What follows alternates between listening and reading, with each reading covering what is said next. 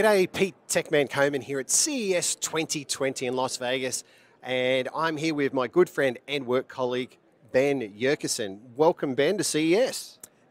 Thank you, Pete. It's been amazing so far. I'm like a kid in a candy shop, you know. This has been just overwhelmingly awesome in so many ways. I love it. And I believe this is your first CES. Yeah, this is my first CES, and it's great to have someone like you to kind of guide me around because, you know, there's just so much going on, so many different locations and so many exhibits and people speaking about all new technology and innovation. So it's been very, very cool. And it can be a little bit overwhelming, like the first time when you come to this place, to come to CES, because it's so massive. And like you said, it's spread out right across Las Vegas in so many different venues.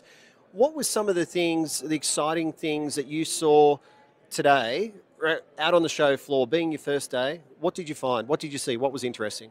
You know, some of these things included like a smart belt where basically in a nice way it'll tell you sometimes if you need to be a little more healthy and if things are moving around a little bit, it tracks your health and nutrition, so you kind of use things based off just something simple like a belt, where every day you would normally just put on a belt and now it's taking statistics and data for you. Yes, and there is everything smart these days. Every product you can imagine. Smart hats, smart pajamas, and including smart belts.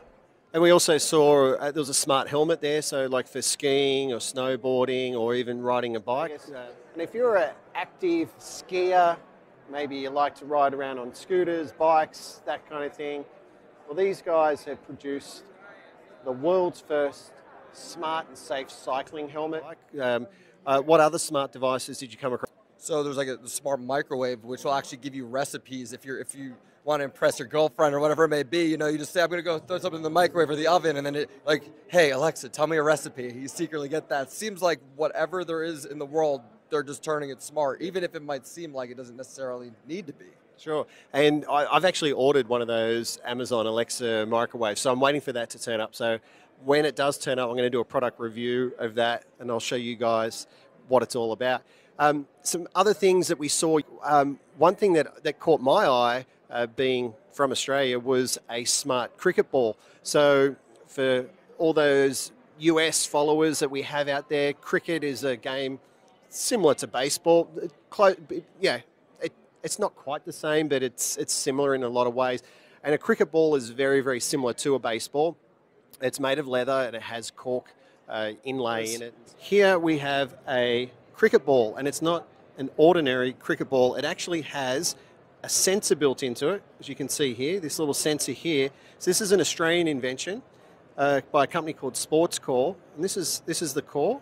So it's all wrapped up. You can see here there's a cutaway cricket ball, and this sensor measures many things. So it measures speed. You can see there's an app here that tells you how fast the ball is traveling, the spin rate, how fast it comes out of the hand when the bowler is bowling, how hard the ball is being hit. So many things. It's so much information.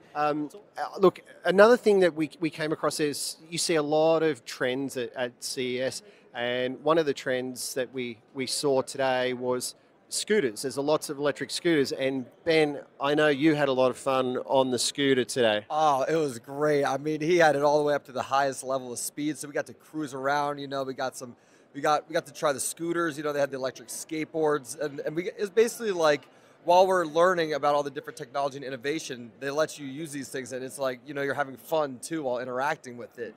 You know, we also got to do the golf simulator and a couple, like, basically, so it's like you're checking out these different exhibits, but then you get to have some fun as an adult as well.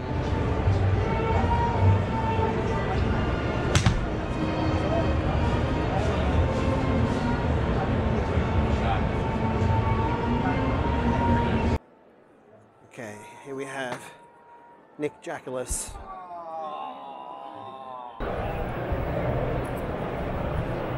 Shred the wave of life! Oh,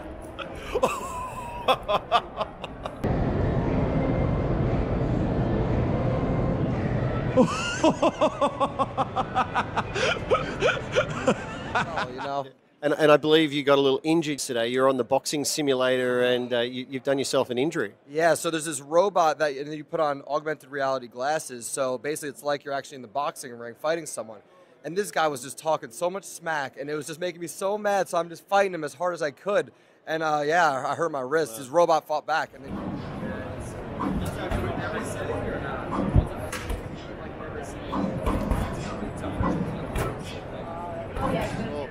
some of the other things that we saw today was we saw actually we both got tattoos. We got matching unicorn tattoos. You know what? Unicorn is actually the theme of the day. You know, we had the unicorn skateboard, which was really fun. Then there's the unicorn flotation device with the speaker built in that we got to sample as well. And then ultimately we got unicorn tattoos to tie the bond together, because I guess the theme of today has been unicorn fun. And we have these innovative one-day tattoos that I think we should make permanent. Pete is thinking about it. I think he'll do it. I think he'll give in. Yeah. I mean, what better way to celebrate CES than with matching unicorn tattoos? He's got soft, sensitive skin of a child. All right. Look at that. Look, some of the other things that we saw today was there was a coding device, kids coding device. It was actually developed by Microsoft and initially by Microsoft. There was a woman that works for Microsoft, and she came up with the idea. She had a child that was, I believe, visually impaired, but still wanted her child to be able to code. What did you think of that product? I thought it was great. I mean, I know when I was a child, I was always even as an adult, I'm more hands-on. So basically, there's a couple different these devices that have a different braille on them, and you can turn them and twist them and plug them in different ways in a different combination that when connected to your computer can form a series and an algorithm that actually says something back to you, so you can kind of understand how processes work and learn some of the basics of coding using your hands and feelings. So anyone, whether you're just a child or someone who's visually impaired, it's just something that helps you grasp these concepts.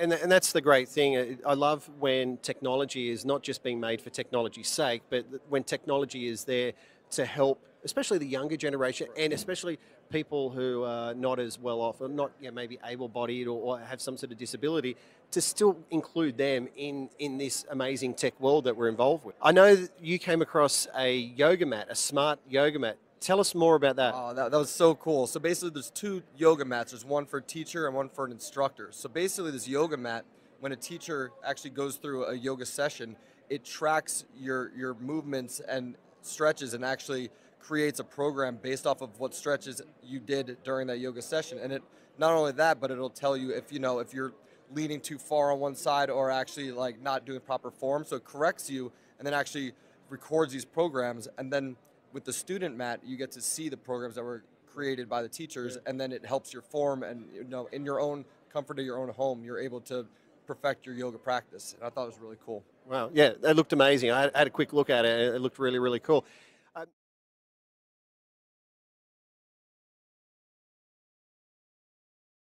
And finally, we came across a partnership between Lamborghini and Amazon. So they're incorporating Alexa into Lamborghinis now. Yeah, it's amazing. Lamborghini is the first car that's actually bringing in Alexa, speaking systems, and I think that's great. More car companies are going to be using this technology because it makes it safer on the road. The more voice you could use on the road, the more you could focus on driving and actually not, finagling with different devices and whatnot. So I think it's the safe way for the future of cars to, incorporate technology. Yeah.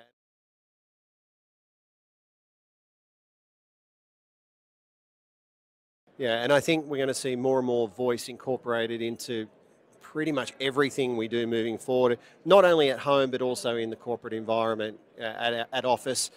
Everywhere we go, we're going to be surrounded by voice-enabled products. Well, Ben, I really appreciate your time. Look, it's been a fantastic day today. Day 2 at CES 2020 in Las Vegas. But stay tuned. We're actually going to bring you a number of more videos coming up over the next couple of days. So we've still got 2 more days to go of this amazing show, the world's best technology show. So stay tuned and we'll bring you all the latest tech.